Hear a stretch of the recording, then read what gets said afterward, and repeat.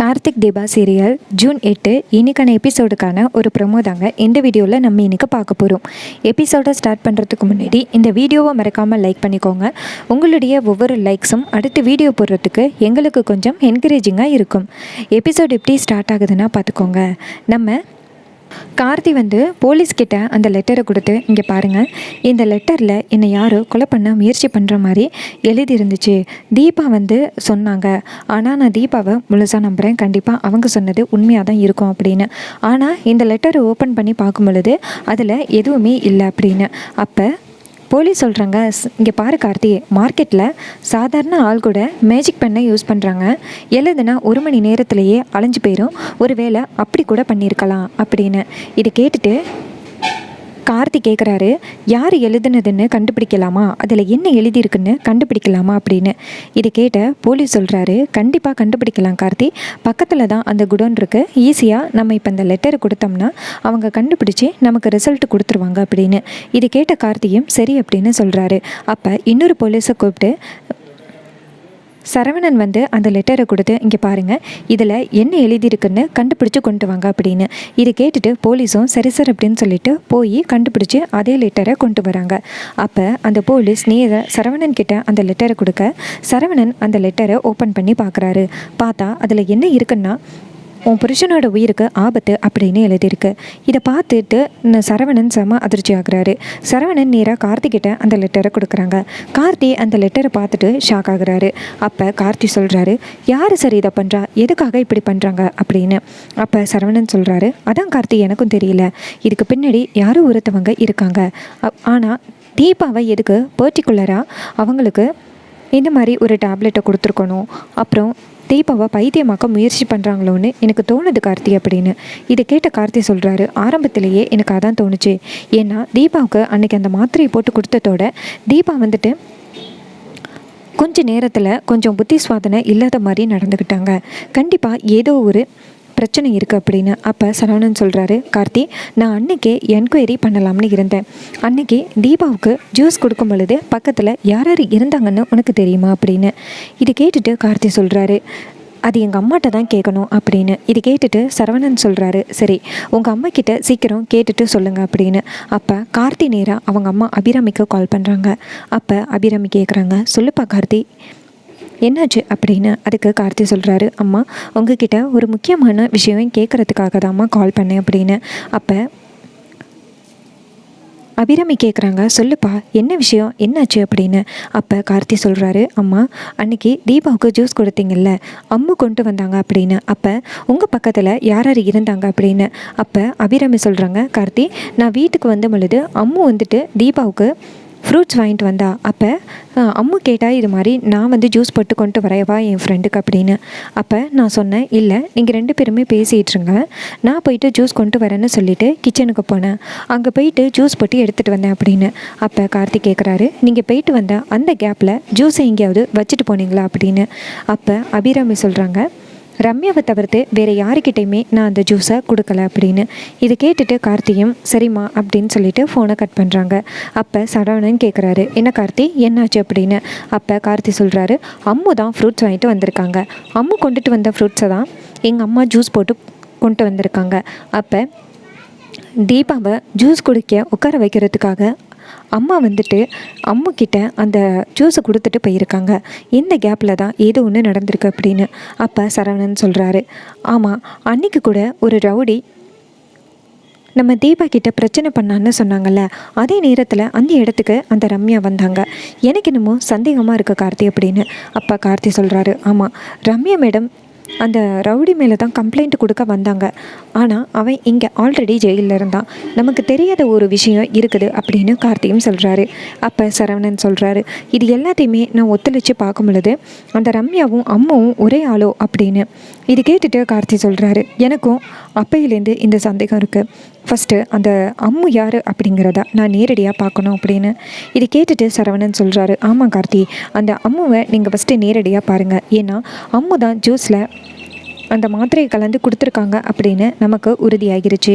So அதை வச்சு தான் நம்ம இனிமேல் கண்டுபிடிக்கணும் அப்படின்னு. இது கேட்டுட்டு கார்த்தியும் சரி அப்படின்னு சொல்கிறாரு.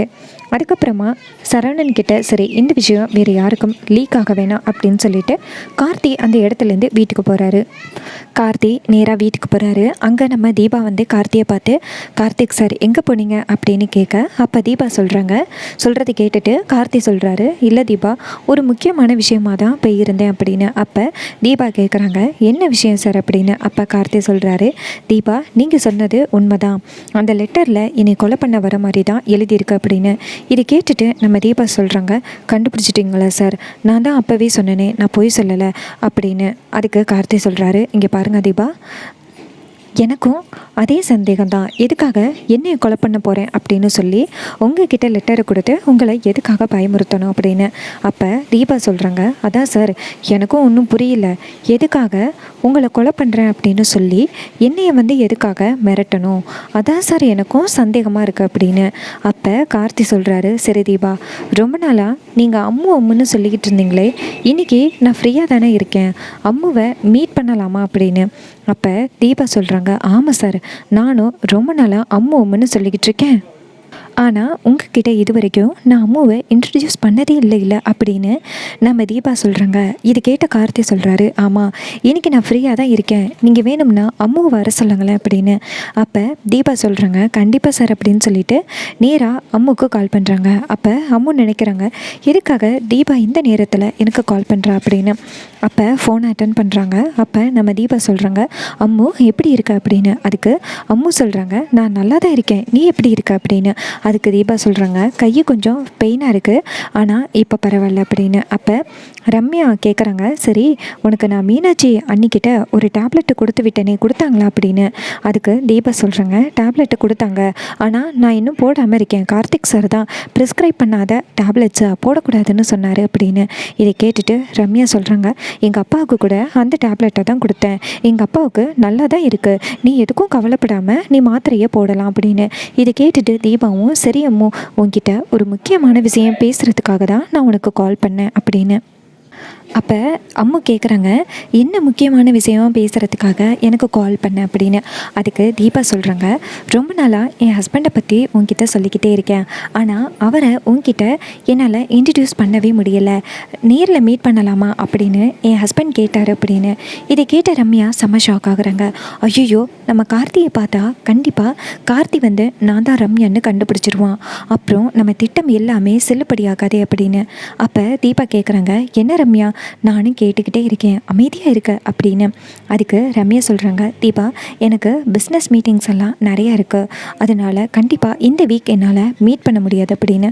அப்போ தீபா சொல்கிறாங்க, என்ன ரம்யா இப்படி சொல்லிட்ட, சரி நீ வீட்டில் தானே இருப்ப, இப்போது நான் வரேன், நான் என் ஹஸ்பண்டை கூட்டிகிட்டு வரேன் அப்படின்னு.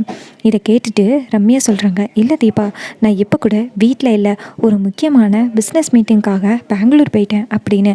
இதை கேட்டுட்டு தீபாவும், சரி அப்படியாடி, சரி ஓகே அப்படின்னு சொல்லிட்டு ஃபோனை கட் பண்ணுறாங்க. அப்போ கார்த்தி கேட்குறாரு, என்னாச்சு தீபா, என்ன உன் ஃப்ரெண்டு மீட் பண்ணலையா அப்படின்னு. அப்போ தீபா சொல்கிறாங்க, ஆமாங்க, அவளுக்கு ஏதோ முக்கியமான பிஸ்னஸ் மீட்டிங்காக பெங்களூர் வரைக்கும் போயிட்டாலாம், மீட் பண்ண முடியாதுன்னு சொல்கிறா அப்படின்னு. அப்போ கார்த்தி கேட்குறாரு, என்ன தீபா, உன்னுடைய ஃப்ரெண்டு மிகப்பெரிய பிஸ்னஸ் உமன் போல் அப்படின்னு. அதுக்கு தீபா சொல்கிறாங்க, ஆமாம் சார், அவள் என்ன மாதிரி கிராமத்து ஆள் கிடையாது, அவள் சின்ன வயசுலேயே நிறைய பிஸ்னஸாக பார்த்துருக்குறா, அவள் வெளிநாடு போய் தான் படித்தா, என்ன மாதிரி கிடையாது சார் அப்படின்னு. இது கேட்டுட்டு கார்த்தி சொல்கிறாரு, நீங்கள் படிக்கலைனாலும் நல்ல புத்திசாலியாக நடந்துக்கிறீங்க தீபா அப்படின்னு.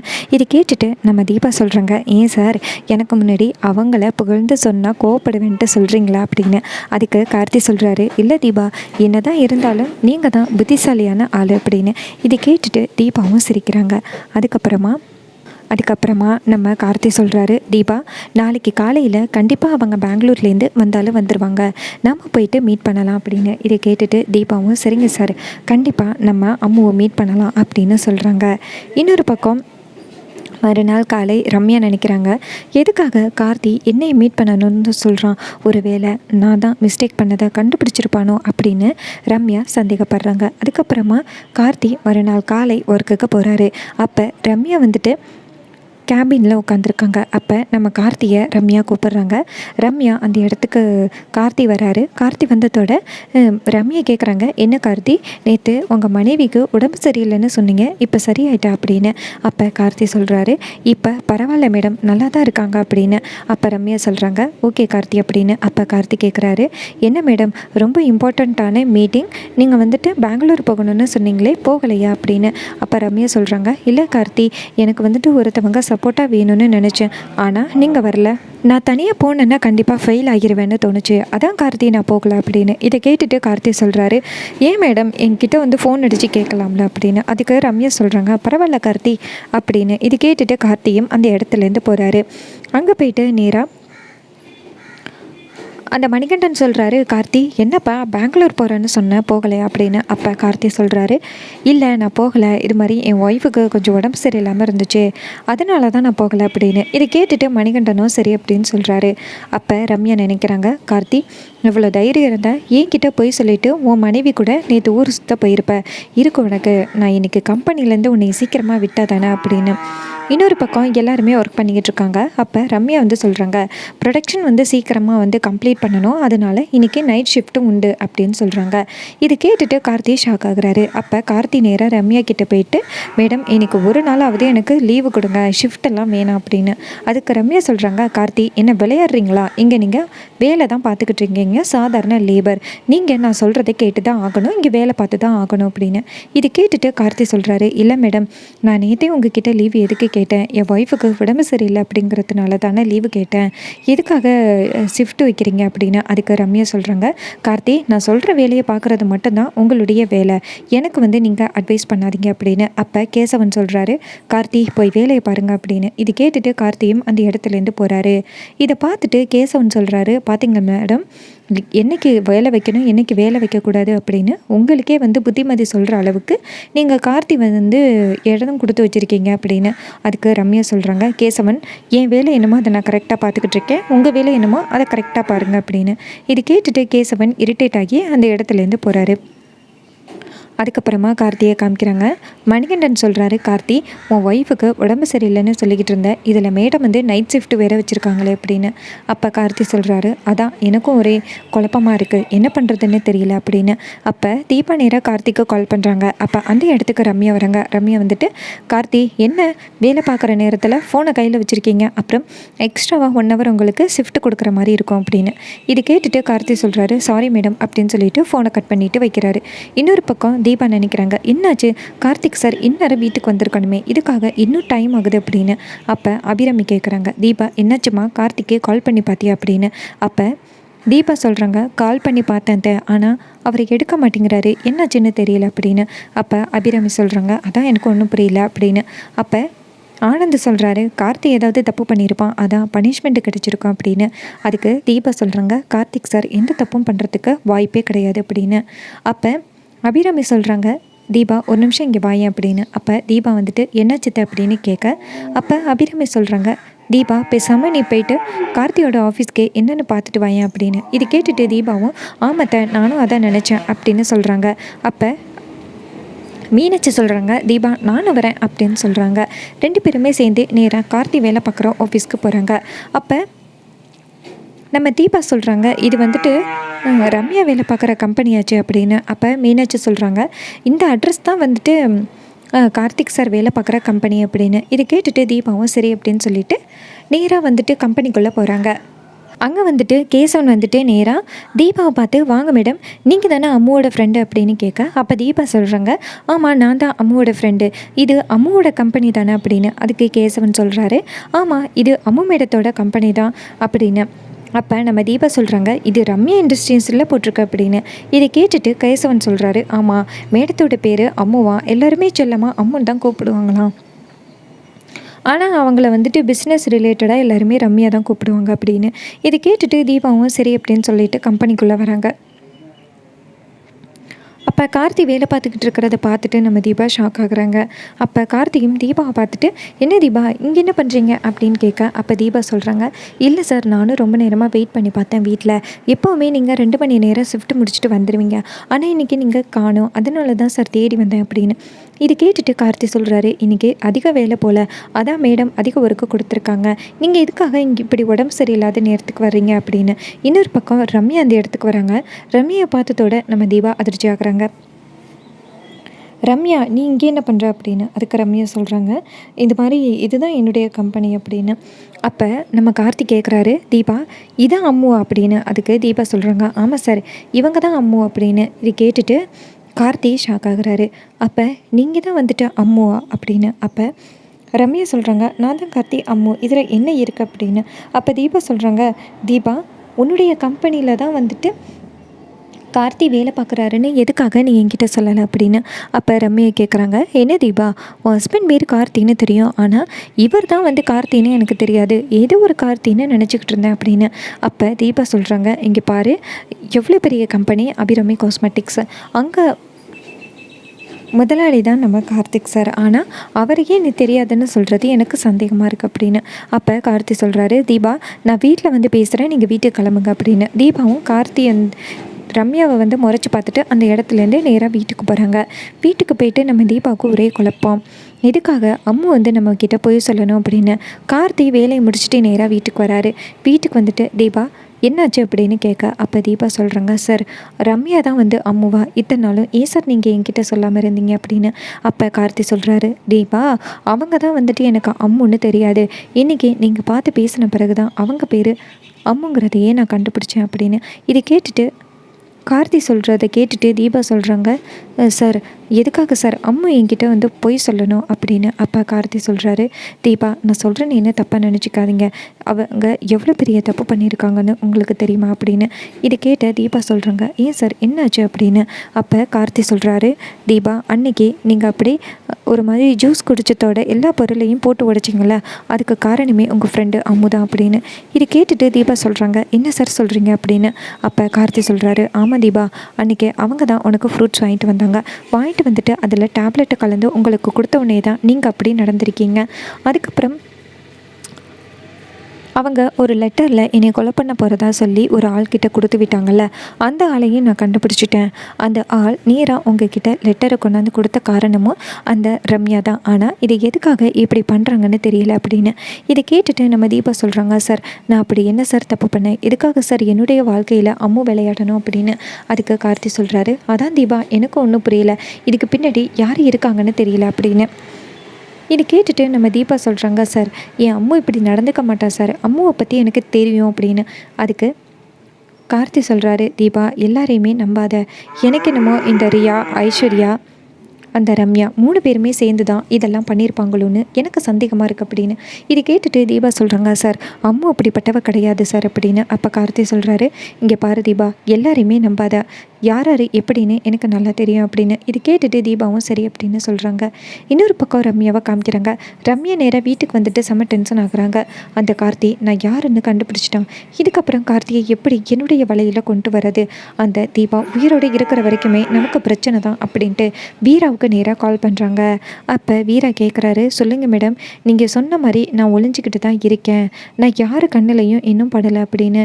இது கேட்டுட்டு ரம்யா சொல்கிறாங்க, இங்கே பாரு, நான் உங்ககிட்ட அன்றைக்கி ஒரு வேலை கொடுத்தேன்னு தீபாவை தீர்த்து கட்ட சொல்லி, அவளை தீர்த்து கட்டினா மட்டும்தான் எனக்கு நிம்மதியாக இருக்கும், அவளை ஒரு பைத்தியமாக்கலான்னு நினச்சேன், ஆனால் அவள் இருக்கிற வரைக்குமே எனக்கு பிரச்சனை தான், அந்த கார்த்தி எப்படியாவது உண்மையை கண்டுபிடிச்சிட்றான், அதனால் நீ வந்துட்டு அந்த தீபாவை தீர்த்துக்கட்டு அப்படின்னு. இது கேட்ட வீராவும், மேடம் ஏற்கனவே அவங்கள கொலை பண்ண முயற்சி பண்ணதுனால தான் போலீஸ்கிட்ட சிக்கி நான் இப்போ ஓடிக்கிட்டு இருக்கேன், இப்போ மறுபடியும் அதே மாதிரி பண்ணால் நான் சிக்கிப்பேன் மேடம் அப்படின்னு.